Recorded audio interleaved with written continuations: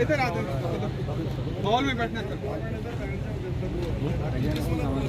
मरते मोमिन मरते हक, मरते मोमिन मरते हक, जियाउल हक, जियाउल हक। वो बस अभी 20 मिनट में आ रहे हैं। Sir welcome sir.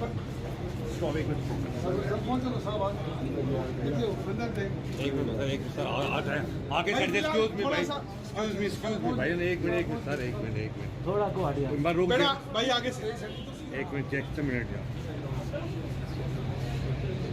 बस थोड़ा सा देर आ रहे हैं, हॉल में आ रहे हैं, हॉल में आ रहे एक हैं। मिनट सर आ जाए, अंदर आ जाए, 5 मिनट। जो सफर ठीक है ठीक है ठीक है, अंदर ना लेके जाओ, बस बस ठीक है ठीक है। इधर स्कूल जाएगा साढ़े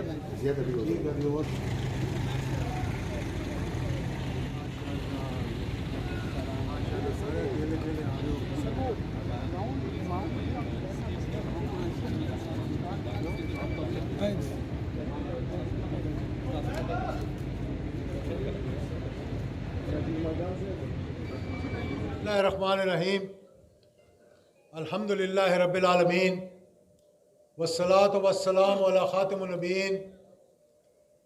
मेरे पास अज़ीज़ बुज़ुर्गों दोस्तों अल्फाज नहीं है कि मैं अपने मेहमानों का शुक्रिया अदा कर सकूं कि अपनी अपनी मसरूफ़ियत में से इस्तेकाम पाकिस्तान के लिए वक्त निकाल कर यहाँ पहुँचे हैं और मुझे मालूम है कि तमाम के तमाम इनमें से अपनी अपनी मसरूफियात में, बल्कि जौला शाह बुखारी साहब चले गए हैं, उन्होंने 3 अपने फंक्शन कैंसिल करके यहाँ पहुँचे थे। ताहिर अशरफी साहब, सरदार अतीक साहब, मौलाना अजमल कादरी साहब, दीगर चिरागुद्दीन साहब, दीगर हमारे हामिदुल हक साहब मेरे भाई हैं। मैं इन सब का शुक्रिया अदा करता हूँ। सब ने अपनी अपनी बात की। मैं भी बताना चाहता हूँ कि मैं उस बयानिए पे नहीं आना चाहता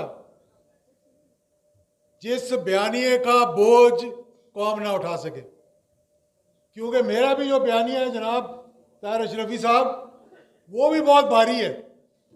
अगर उस बयानिए पे मैं आ गया और वो बातें मैंने करनी शुरू कर दी तो ये जो आज बता रहे हैं कि रात को 2:30 बजे मुझे ISI के चीफ का फ़ोन आया और मुझे कहा कि तुम इस्तीफ़ा दे दो, मैं समझता हूं कि इससे डरपोक और इससे कमज़ोर वज़ीर आज़म इस मुल्क को मिल ही नहीं सकता। ये बात है करने की। आप मुझे बताएं कि कभी अदारों ने भी टेलीफोन करके कहा कि जनाब वज़ीर आज़म साहब आप शायद सो रहे होंगे, मुझे अपना इस्तीफ़ा दे दें? इस कदर झूठ बोलते हैं। फिर मैंने एक अपने भाई की बात सुनी है, अभी ताहिर अशरफी साहब ने भी कहा, कहने लगा हमें चीफ ऑफ आर्मी स्टाफ ने बुलाया, 3 घंटे हमारी मुलाकात हुई। अब अंदर की बात तो मैं नहीं बताना चाहता, क्योंकि फौज का तर्जुमान हर बात के तो जवाब दे नहीं सकता। अगर वो इस बात में उलझ गए तो बाकी सरहदों की हिफाजत कौन करेगा? लाइन ऑफ कंट्रोल को कौन संभालेगा? अफगानिस्तान की बाढ़ को कौन संभालेगा?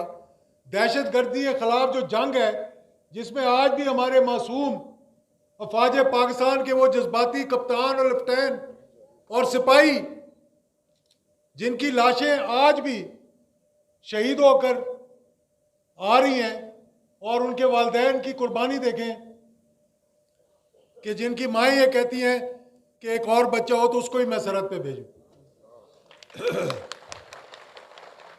तो जनाब हजरत मेरे भाई भी हैं, दोस्त भी हैं, कहने लगे कि हमें चीफ ऑफ आर्मी स्टाफ ने बुलाया और चीफ ऑफ आर्मी स्टाफ ने कहा कि जो कुछ मैं नवाज शरीफ के खिलाफ कर रहा हूं तुम इसके बीच में नहीं आना।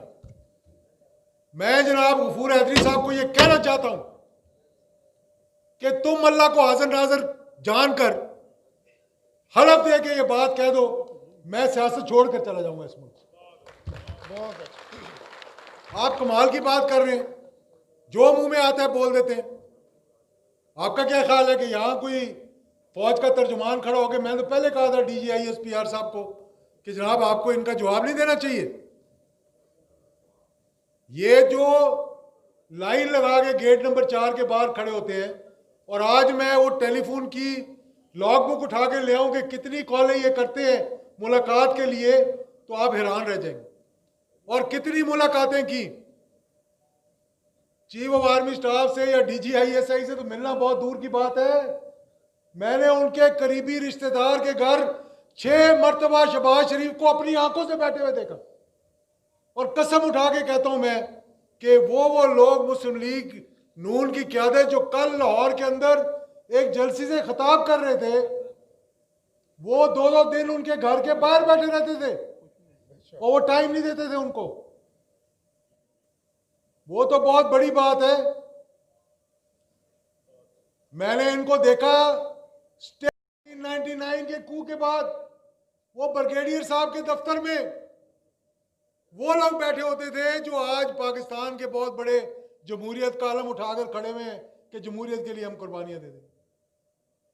यार तुम मतलब कोई थोड़ा बहुत, और फिर ये बयान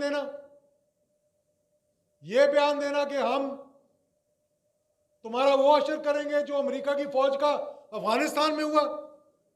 तुम्हारी ये जुर्रत है कि तुम अफवाज पाकिस्तान के आगे बंद बांधने की कोशिश करो? क्या 22 करोड़ अवाम मर गए हैं इस मुल्क के?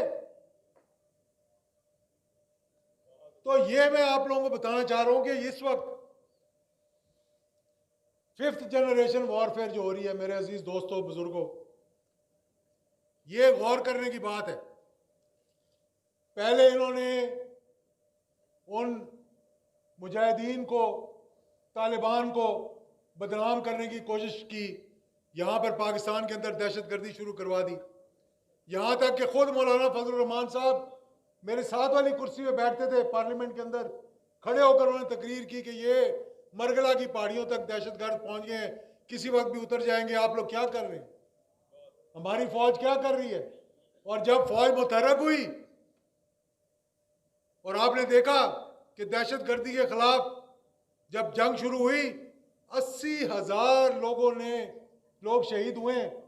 48 में, 65 में, 71 की जंग में इतने लोग जो है वो शहीद नहीं हुए हमारे फौज पाकिस्तान के, और पाकिस्तान के शहरी 80,000 से ज्यादा शहीद हुए। जनरल से लेकर, सर्जन जनरल से लेकर, लेफ्टिनेंट जनरल से लेकर और ब्रिगेडियर तक और मेजर तक कितने शहीद हुए जितने 65 की जंग में नहीं हुए, 71 की जंग में नहीं हुए। और वो जंग हमने लड़ी, हमारी फौज ने लड़ी और आज भी लड़ रही है। कौन था उसके पीछे? हिंदुस्तान था उसके पीछे, CIA था उसके पीछे, मुसाद थी उसके पीछे।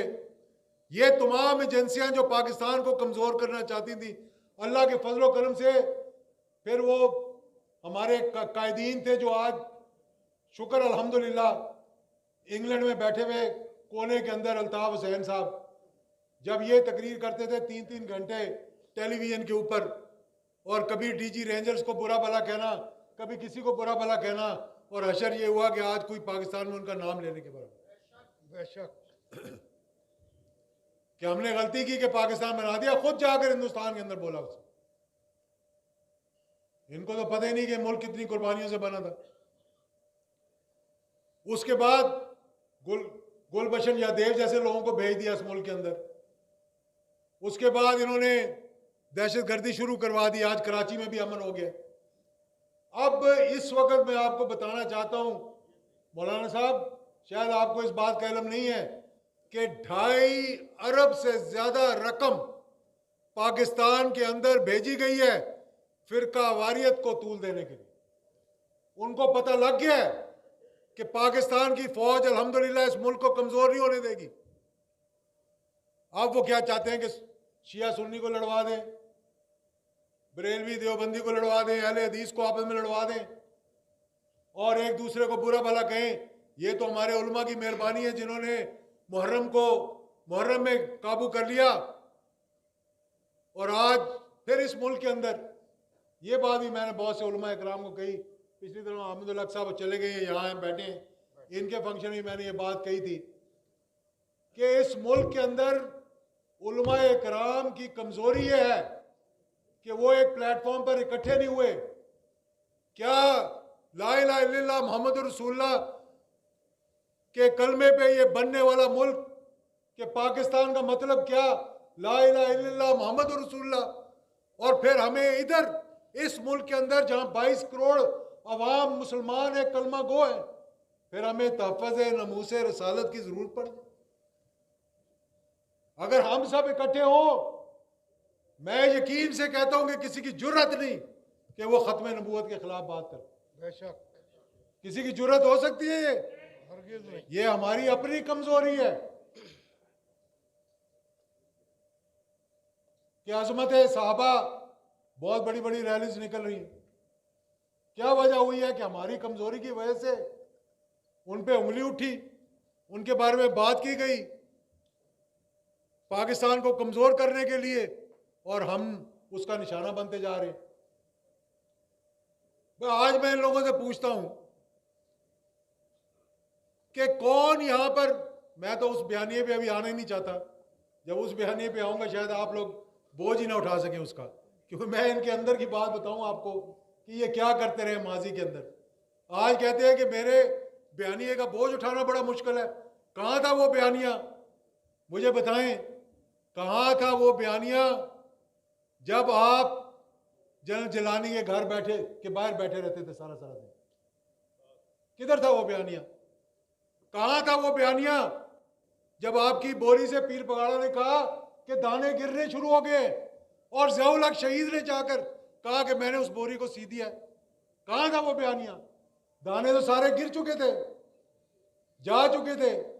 कहां था वो बयानिया जब ज़ियाउल हक शहीद ने कहा कि मेरी उम्र भी इसको लग जाए? वो फौज जिसने आप लोगों को पाला, कोई चीफ ऑफ आर्मी स्टाफ को अपना डैडी कहता था, कोई उसकी पार्टी का सेक्रेटरी जनरल बन जाता था। जवेद इकबाल साहब, आपका भी शुक्रिया कि आप तशरीफ लाए, खान अब्दुल कयूम खान के साथियों में से, और ऑर्गेनाइज़र हैं खान अब्दुल कयूम खान मुस्लिम लीग के। आज सुबह सरहद के बड़ी देर से बैठे हुए, इनकी उम्र भी बड़ी है। आप जैसे लोगों पे हमें फ़ख्र होना चाहिए कि आपने मुस्लिम लीग के लिए सारी सारी उम्र गुजार दी, और कमर कुतुब साहब ने और बाकियों ने। तो मेरे दोस्तों और बुजुर्गों, मैं सिर्फ ये आपको बताना चाहता हूँ, इंशाअल्लाह इस्तिकाम पाकिस्तान का सिलसिला रुकने वाला नहीं है। इंशाअल्लाह ये तो इब्तिदा है, इसको इंशाअल्लाह हम इंतहा पे लेकर जाएंगे, और उस इंतहा पे लेकर जाएंगे।